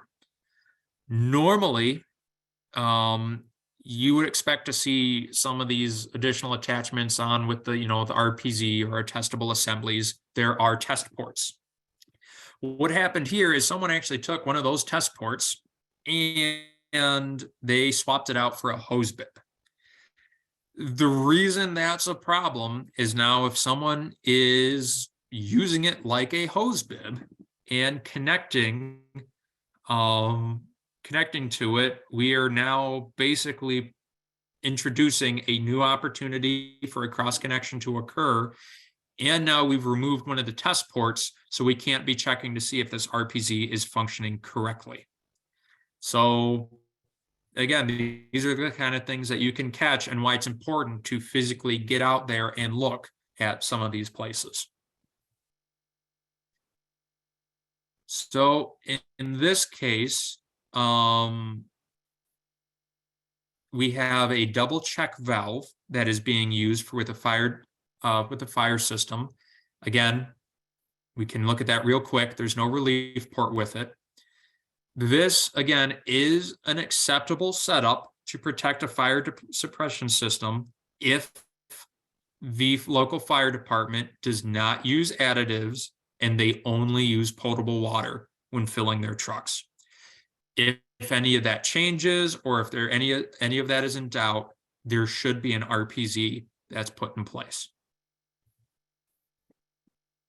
So here we have another fire suppression system. And then again, we've got the whole assembly here. You can see how it's splitting out and around. And then in this case, it looks like there may be an external hookup just outside the building here. And then we've got an assembly helping to separate some of that. One of the things you're going to want to double check is just where is the assembly going to be in relation to where we have other plumbing split off. In this case, it's difficult to tell from the picture, but there's a potable water line, and we need to see, depending on where that's plumbed, where the fire suppression is plumbed from, are things actually being protected with where the backflow preventer is. This is another fire suppression system, and the issue with this one is that this fire suppression system only has a single check valve on it, which is not a recognized backflow preventer.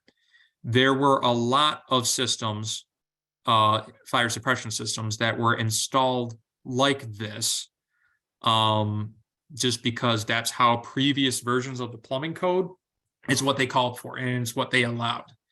These are things that should be getting updated and replaced as opportunities come up when they're making any improvements or adjustments to the fire suppression system.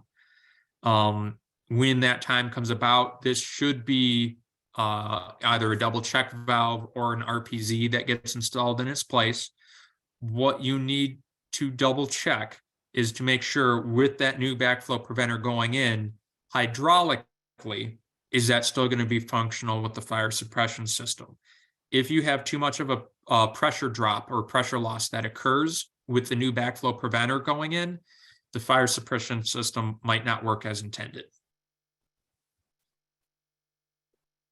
We have talked about lawn irrigation systems. Again, another one we've hit on a lot. These are typically going to be considered high hazard, just for the possibility of, again, fertilizers, herbicides, insecticides, things like that being added, as well as then just like on this picture on the right, we'll circle it. That's a sprinkler head sitting at the bottom of a puddle. Depending on what runoff is occurring, if there might be like animal waste or anything that's getting drained down to here, that's all stuff that could get sucked back into the lawn irrigation system. So again, when it comes to backflow prevention, cross connection control, when in doubt, you always want to play things on the safe side. Let's go ahead, put in the more protective measure. We had talked about with some of the hose bibs, there's a few different things that can all get placed on it. These are all things that can be added onto one of these hose bibs that may not have appropriate measures of protection. They all basically function in similar ways. They're all just going to be a atmospheric vacuum breaker. They just, as you can tell, they're just either, you know, mounted or integrated in a couple of different spots. Again, with all of these being atmospheric vacuum breakers, they should not have any downstream valves. They cannot be subject to continuous pressure.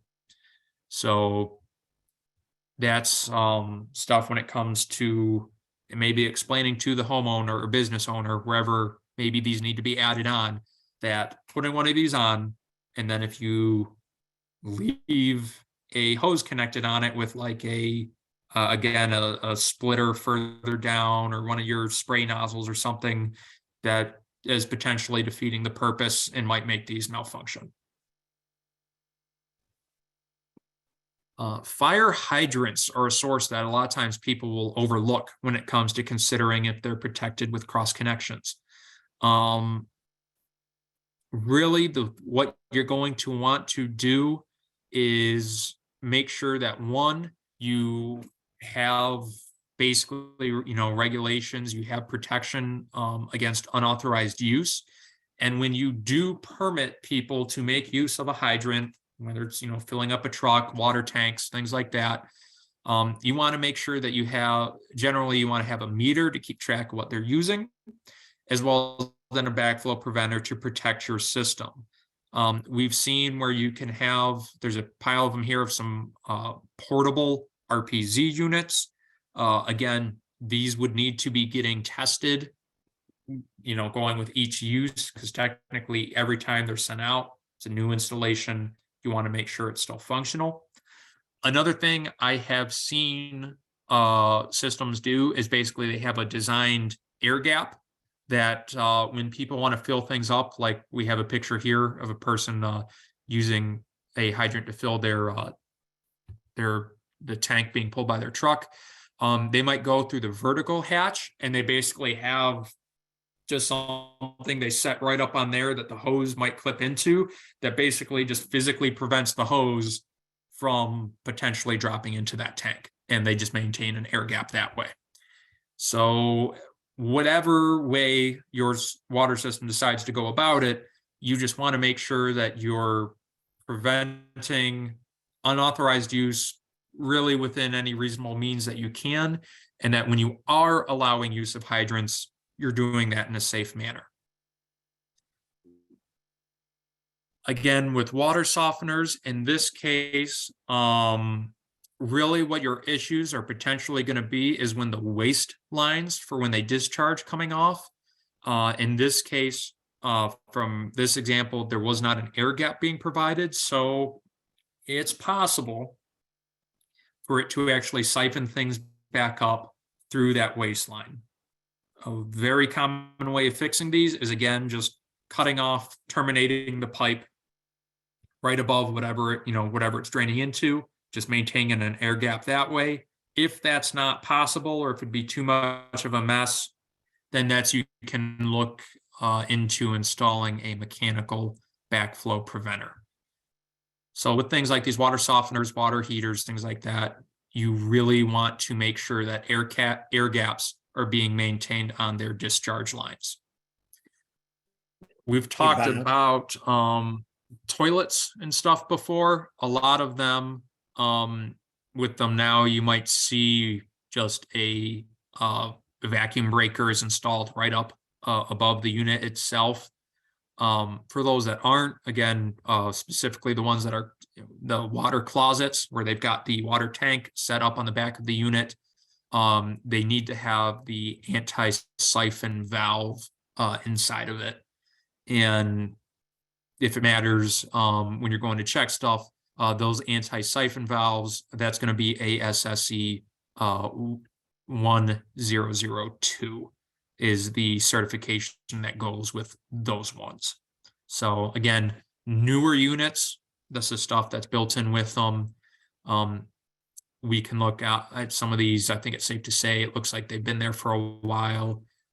If they're older units, they might need updating. At laboratories, we're going to start getting some of the overlap with stuff we've looked at before, but again, you might have chemical dispensers, you might have some of those aspirators. Again, there could be several uses going on in some of these, and you just want to make sure whether it's an appropriate vacuum breaker, air gaps being maintained, whatever is in place. Again, that these various use points, all of them should have some protective measure in place upstream of the units. Greenhouses are another one that can kind of slip by because they might not be an obvious one right from the start, but if you think about it, they're going to have irrigation systems. A lot of them might use chemical additives. Basically, we've already talked about how lawn irrigation can be a problem. We've talked about how we want to keep an eye on some of these chemical dispensers, or if they've got any booster pumps. Well, those can all be present at these nurseries, greenhouses, flower shops. So it might look pretty inconspicuous from the front, but when you get behind the scenes, there can be quite a bit going on. And as we can see in this place, they have what we'll call kind of a chemical application center. They've got whatever they're looking to spray their plants with down in this barrel. Might be a fertilizer, again, a pesticide. We'll see what it is. But then as we can tell from this picture, it's safe to say whatever they have down in there, we don't want to be seeing in our potable water supply. So again, we need to look at, for their zone control system, is there chemical dispenser, is how this chemical is being introduced in, do we have adequate protection against that? Hey, Bob, just wanted to give you a time check. Anyone? Can you hear me? Yep. Okay. Just wanted to give you a time check, So let you know try to you're get at through these 11:05. last few slides here.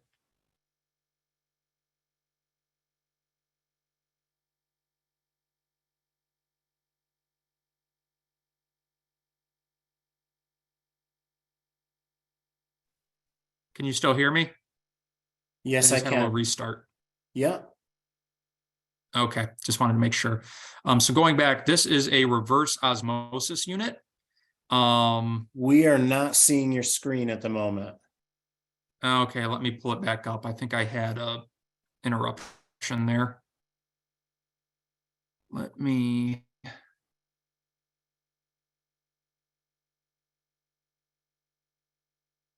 I don't know if this. you heard me, but I was just giving you a Yeah, time check at 11:05.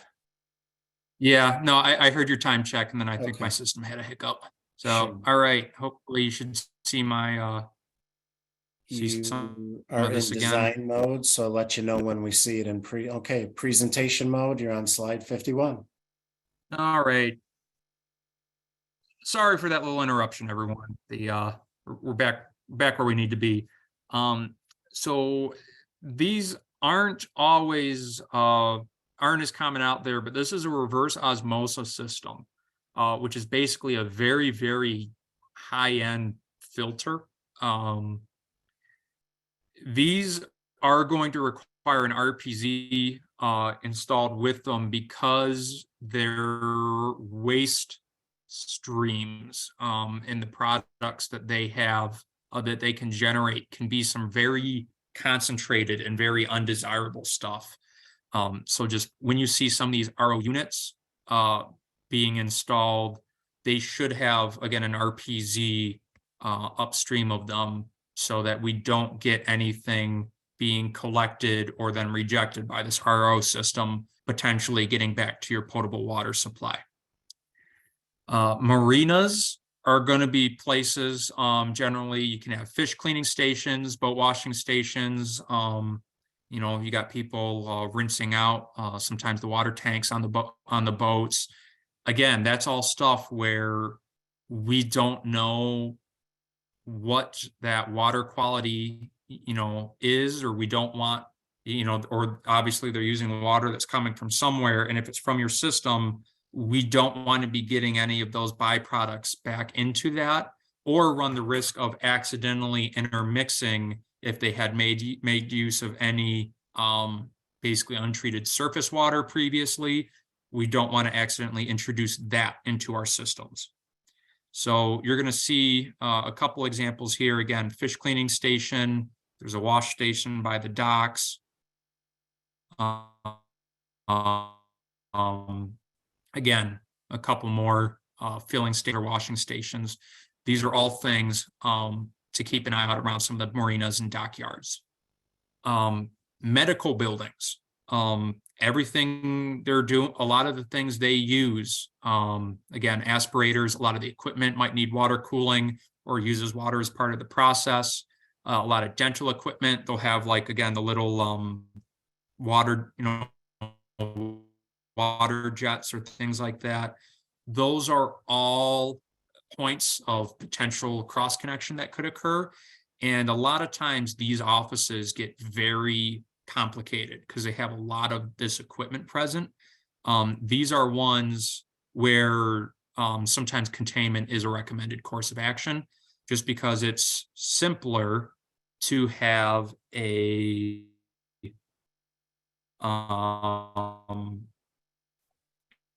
single containment point instead of trying to get every single piece of equipment or every single one of their exam insulated.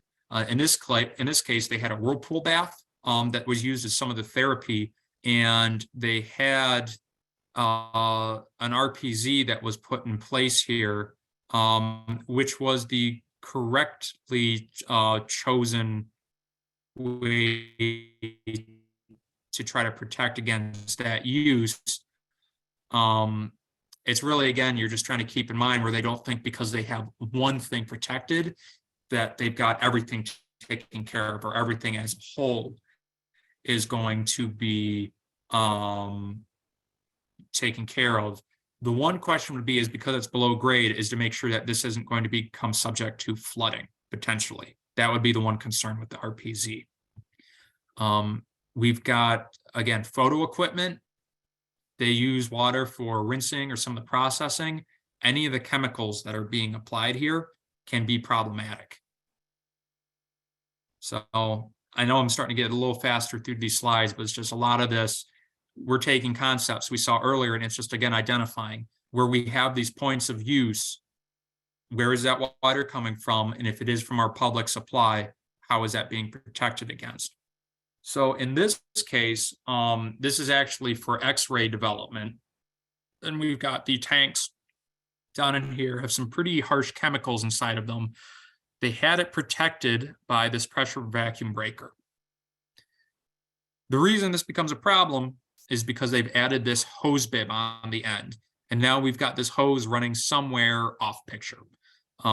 Which again, this is one of those things that would be an example of, we had a correct install, we did not have an issue, and now a modification has been made, which might cause a new problem, depending on where this is going. And of course, when then you get to, this is an example of a plating factory, but really then a lot of your industry, a lot of different processes that go on there.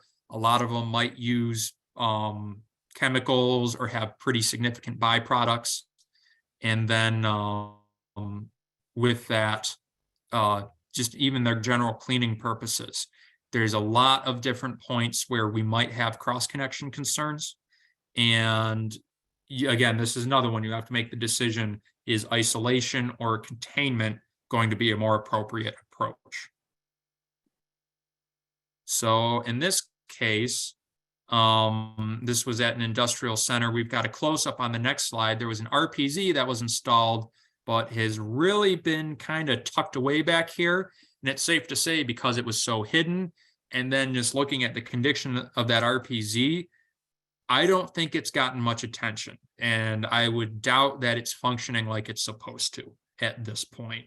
So again, this is just why when you're going around to some of these properties, it's important to take a look at, again, are there things that need to be added? And then for what's there, is it still appropriate? Is it still functioning? So this is one, we've got this whole series of different tubs and sinks. We've got a whole bunch of submerged inlets that are in place. And what turned out on this one is this eye wash station was actually plumbed off that same section of plumbing. So what could happen in a backflow event is whatever is being held in these tubs could actually get pulled back into the plumbing and then would be coming out of this eye wash station, which really is defeating the purpose of the eye wash and could really create, I mean, a very direct and obvious health hazard being presented there. It also turned out there was a drinking fountain attached to that same section of plumbing. So this was all potential exposure risks that was not being properly protected against. Some of our last slides here is you get some of these large basins, whether you want to call it a pool. These might be holding tanks. On our next slide, we're seeing it's wastewater facilities. Again, these are all potential sources where we're going to have water, chemicals, or byproducts of really potentially dangerous and certainly undesirable qualities we don't want to have coming back into the system. So these all are going to need some kind of backflow protection on them. In this case, you would like to have air gap. Again, if you can manage air gaps, those are always a very simple and again, a very high order of protection. You just need to make sure that they're not at risk of being a submerged inlet.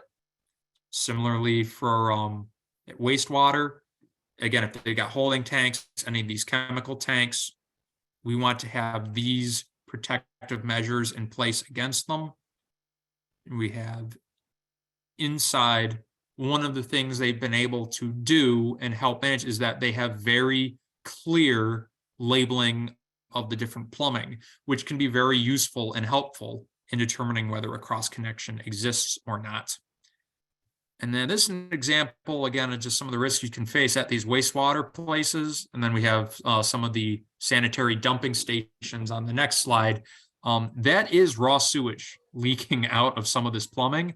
And that's a water lubrication line coming from a potable source coming down to it. Hopefully this doesn't need too much explanation on why this potential exposure would be undesirable. Hey, Bob, just so And you know, again, similarly, your dump and fill stations. we want to make sure that is all being protected against. We're at So with that, 11:15, just so you know. Oh, you're done. Okay. that was the last one. I know I went through that last dozen or so slides kind of fast, but we're trying our best to keep everyone on time here.